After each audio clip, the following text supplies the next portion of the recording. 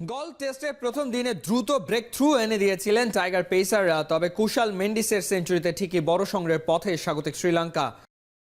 এর কথা শুনেছেন উপল নন্দী। কেন গলের 22 গজে 3 পেসার নিয়ে খেলানোর সিদ্ধান্ত, আর তাতে কতটুকুই বা কাজ হয়েছে? স্পেশালি স্পিনার না নেওয়ার আক্ষেপ আছে কি? বাংলাদেশের পোস্ট ম্যাচ প্রেস কনফারেন্সে এই আলোচনাগুলো উঠে আসলো সবচেয়ে বেশি। আমাদের বোলাররা খুব ভালো বোলিং করছে স্টার্টে, এবং বিশেষ করে শুভাশিস দা, তারপর তাসকিন ভাই খুব ভালো বোলিং করছে, এবং মুস্তাফিজও স্টার্টটা খুবই ভালো করছে। কিন্তু তারপরও আমাদের শেষ পর্যন্ত ভালো হয়েছে, কিন্তু একটা পার্টনারশিপ হয়েছে। সো আশা করি যে কালকে যদি আমরা ইনশাল্লাহ ওদের যে দুইটা এখন ব্যাটিং করছে মেইন ব্যাটসম্যান, ওদের যদি আর্লি উইকেটটা নিতে পারি তাহলে কিন্তু লো অর্ডার ব্যাটসম্যানরা চলে আসবে। সো লো অর্ডাররা কিন্তু এই উইকেটে অত বেশি রান করতে পারবে না। সো আমাদের টার্গেট থাকবে রান চেক করে যে কালকে সকালে ভিতরের উইকেটটা নেওয়ার জন্য। সিরিজ খেললো ইনজুরির পরে নিউজিল্যান্ডে, তখন একটু নড়বড়ে অবস্থায় ছিল, বাট এখন আমার কাছে মনে হচ্ছে মুস্তাফিজ অনেক ভালো ফিট অবস্থায় আছে এবং ও খুব ভালো জায়গাতে বল করতেছে। বাট আনফর্চুনেটলি উইকেটটা আসলে দিন শেষে এটা আসলে কেউ বলতে পারে না যে আমি আজকে 5টা উইকেট পাবো, 6টা উইকেট পাবো, কিন্তু দিন শেষে বলা যায় যে আমি ভালো এরিয়াতে বল করছি। গলের প্রচণ্ড গরমে 5 দিনের টেস্ট ম্যাচ পরে ব্যাট করার কারণে গলের ট্র্যাডিশনাল উইকেটে চতুর্থ ইনিংসে ব্যাট করার চ্যালেঞ্জটা নিতেই হচ্ছে বাংলাদেশকে। চাপে থাকা শ্রীলঙ্কা হঠাৎ করে ঘুরে দাঁড়ানোই ভয় বাড়ছে। উপল নন্দী, 71, গল, শ্রীলঙ্কা। জীবনের তাগিদে শ্রীলঙ্কার গলে কাজ করতে যাওয়া বাঙালির সংখ্যা নেহাত কম না। তাদের কাছে বাংলাদেশের লঙ্কা সফর বিরাট আশীর্বাদ। দেশ, ভাষা, ক্রিকেটের টানে কাছ থেকে ছুটি নিয়ে টাইগারদের খেলা দেখতে আর সমর্থন জোগাতে টেস্টের প্রথম দিন মাঠে হাজির হয়েছিলেন অনেকেই। খেলা দেখার ফাঁকে ফাঁকে ওদের কথা শুনেছেন সাইফুল রূপক।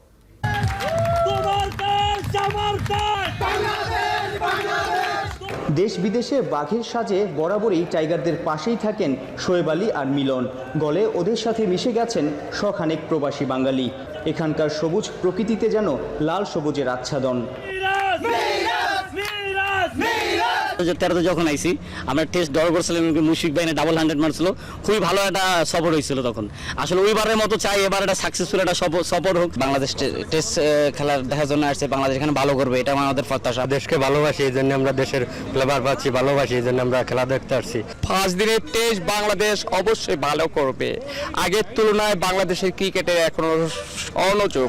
দর্শকদের বিশ্বাস টাইগার স্কোয়াড এখন আরো পরিণত। এটা আমাদের প্রত্যাশা। দেশকে ভালোবাসি এই জন্য আমরা দেশের ফ্লেভার পাচ্ছি, ভালোবাসি এই জন্য আমরা খেলা দেখতে আসছি। 5 দিনের টেস্ট বাংলাদেশ অবশ্যই ভালো করবে। আগের তুলনায় বাংলাদেশের ক্রিকেটে এখনো অনুযোগ। দর্শকদের বিশ্বাস টাইগার স্কোয়াড এখন আরো পরিণত। সফরটা হতে পারে বাংলাদেশের জন্য মনে রাখার মতো।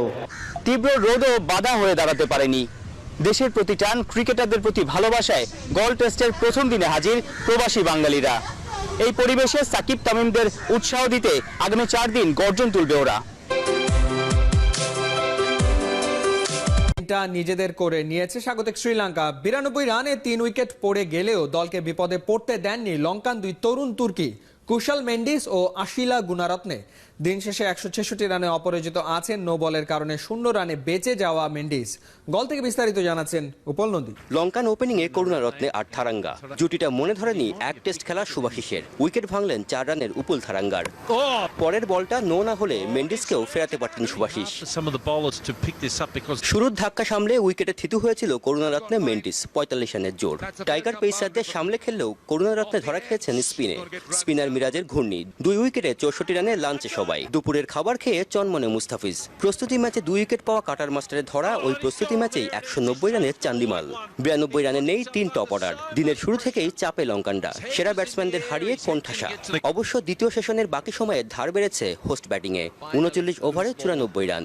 50 করে হাত খুলে খেলেছেন 0 রানে জীবন পাওয়া মেন্ডিস। টাইগার বোলারদের আফসোস বাড়িয়ে 88 রানে অপরাজিত। দিনের শেষ সেশনটা পুরোপুরি লঙ্কানদের। স্পেশালিস্ট পেস স্পিনে কাজ হয়নি। বল দেওয়া হয়েছিল সৌম্যকেও, তাকেই স্ট্রেইট মেরে 15তম টেস্ট খেলতে নামা মেন্ডিসের ক্যারিয়ারের দ্বিতীয় সেঞ্চুরি। দিন শেষের আগে থামানো যায়নি। গুরুনারত্নেকে নিয়ে টাইগার বোলারদের পিটিয়েছে উইকেটের চারদিকে। চতুর্থ উইকেটের জুটি 196, মেন্ডিস অপরাজিত 166-তে। গুরুনারত্নেকে শেষবেলা তাসকিন ফিরিয়েছেন 85 রানে। প্রথম দিন শেষে শ্রীলঙ্কা 4 উইকেটে 321 রান। অবস্থা থেকে বের হয়ে আসতে হলে বাড়তি দায়িত্ব পালন করতে হবে বাংলাদেশি বোলারদেরই। সে কারণেই গল টেস্টের দ্বিতীয় দিনের প্রথম সেশনটা সবচেয়ে বেশি গুরুত্বপূর্ণ টাইগারদের জন্য। উপল নন্দী, 71, গল, শ্রীলঙ্কা। পারল না বাংলাদেশ। ওয়ার্ল্ড হকি লিগের রাউন্ড 2 এর গ্রুপ পর্বের শেষ ম্যাচে র্যাঙ্কিংয়ে এক ধাপ উপরে থাকা ওমানের কাছে 3-2 গোলে হেরে গেছে জিমি চন্দ্রা। 3 খেলায় 3 পয়েন্ট নিয়ে গ্রুপে তৃতীয় হওয়া বাংলাদেশ হকি টিম স্থান নির্ধারণী ম্যাচে বৃহস্পতিবার মুখোমুখি হবে মিশরের। Nabil Kasera match report.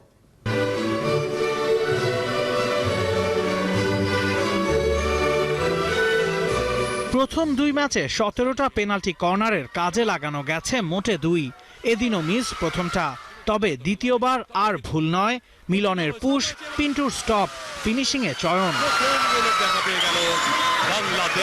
নবম মিনিটে পাওয়া লিড টেকেনি বেশি প্রথমটা, তবে দ্বিতীয়বার আর ভুল নয়।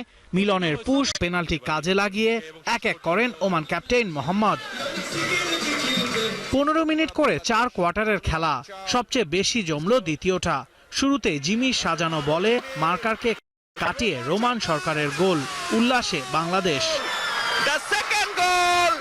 আনন্দে রেশ কাটবার আগেই ওমানের ডাবল স্ট্রাইক। একেবারেই অরক্ষিত বাংলাদেশ ডিফেন্সের ফায়দা লুটে 2 মিনিটের ব্যবধানে পিছিয়ে থাকা ওমান লিড ছিল 2 কোয়ার্টারের 30 মিনিট। কিন্তু কিসের কি, শৃঙ্খলা ভঙ্গের শাস্তিতে দলে নাই ফরওয়ার্ড মিমো নিলয়। ফ্রন্টলাইনে একাকী জিমি ওদের খুঁজে ফিরলেন বেশ। ম্যাচ হারলো বাংলাদেশ। ফিজির ম্যাচটা, আজকে ওমানের ম্যাচটা আমাদের কিন্তু লট অফ মিস হয়েছে। মিসের কারণে কিন্তু আমাদের এই প্রবলেম। জিমি একা হয়ে যাওয়াটা কি মার্কিং করাটা ওমানিদের জন্য একটু সহজ হয়ে পড়ছিল? জি, কিছুটা অ্যাডভান্টেজ তারা পেয়েছে। হয়তো জিমি একটু একা পড়ে গিয়েছে। তার গোল করার স্কোরিং পাওয়ার অনেক ভালো এবং যে কোনো জায়গা থেকে সে গোল করতে পারে। হয়তো মিমো থাকলে আমাদের জন্য আরেকটু ভালো হতো। ফেরার পথে ওমানিদের উল্লাস, লাল সবুজের বুকে কাটা হয়ে বিঁধলেই কি, জয়টা যে ওদেরই প্রাপ্য। নাবিল কায়সার, 71। 9 বছর পর সভাপতির পদ ছেড়ে দিচ্ছেন লেফটেন্যান্ট শেখ জামাল ধানমন্ডি ক্লাবের প্রতিষ্ঠাতা মঞ্জুর কাদের। বুধবার ক্লাবটির বার্ষিক সাধারণ সভা। নতুন সভাপতি হতে যাচ্ছেন বসুন্ধরা গ্রুপের ভাইস চেয়ারম্যান সাফওয়ান সোবহান। নতুন নেতৃত্ব শেখ জামাল ধানমন্ডি ক্লাবের অগ্রগতিকে আরও বেগবান করবে বলেই মনে করছেন বিদায়ী সভাপতি মঞ্জুর কাদের। শামসুল আরিফিনের রিপোর্ট। ধুঁকতে থাকা ধানমন্ডি ক্লাবকে 9 বছর আগে নতুন জীবন দিয়েছিলেন ক্রীড়া সংগঠক মঞ্জুর কাদের। বঙ্গবন্ধু শেখ মুজিবুর রহমানের মেজ ছেলে শেখ জামালের নামেই নবযাত্রা ক্লাবটির। যাত্রা থেকে দেশের ফুটবল ক্রিকেটে আলোড়ন তুলেছে শেখ জামাল ধানমন্ডি। মঞ্জুর কাদেরের নেতৃত্বে গেল 9 বছরে লিগ চ্যাম্পিয়ন 3 বার, 2 বার ফেডারেশন কাপ, ফুটবলের আন্তর্জাতিক আসর পোখরা ও কিংস কাপে চ্যাম্পিয়ন, 100 বছরের ঐতিহ্যবাহী ভারতের আইএফএ শিল্ডে রানার্স আপ, এএফসি কাপে গ্রুপ পর্বের চ্যাম্পিয়ন। শুধু শিরোপা অর্জনই নয়, দেশের ফুটবলারদের পারিশ্রমিক বাড়িয়ে আকাশচুম্বী করার কারিগর মঞ্জুর কাদের 9 বছর পর ক্লাবের শীর্ষ পদ থেকে সরে দাঁড়াচ্ছেন। আমার মতো মঞ্জুর কাদেরের জন্য প্রেসিডেন্সিয়াল পোস্টটা আজকে 9 বছর চলছে। 9 বছর ধরে থাকতে হবে, আর নতুন কাউকে সুযোগ দিতে হবে না, তারা আসবে না, নতুন প্রজন্মের কেউ পারবে না কিছু করতে। আর আমি তো থাকবোই, সাধারণ মেম্বার হিসেবে থাকলে ক্লাবের সাথে থাকবো, প্রেসিডেন্ট হিসেবে থাকবো, প্রতিষ্ঠা হিসেবে থাকলো, আমি মঞ্জুর কাদেরই আছি। চলছে বার্ষিক সাধারণ সভার প্রস্তুতি। বুধবার এখান থেকেই ঘোষণা হবে নতুন চেয়ারম্যানের নাম। আমি বসুন্ধরা গ্রুপকে পেয়েছি এবং তারা এই ক্লাবটাকে আরো বড় করে চালাবে এবং চ্যাম্পিয়ন খালি আমি যতবার করতে পারি তার চেয়ে আরো বেশি করে করার মতন সব সুযোগ সুবিধা থাকবে। চেয়ারম্যানের পদ ছাড়লেও তিল তিল করে গড়ে তোলা ক্লাব ছেড়ে যাচ্ছেন না মঞ্জুর কাদের। ফুটবল ক্রিকেটের জন্য আলাদা চেয়ারম্যান নির্বাচিত করছেন। সামনের বছর থেকে হকি দলও গড়বেন বলে কথা দিয়েছেন মঞ্জুর কাদের।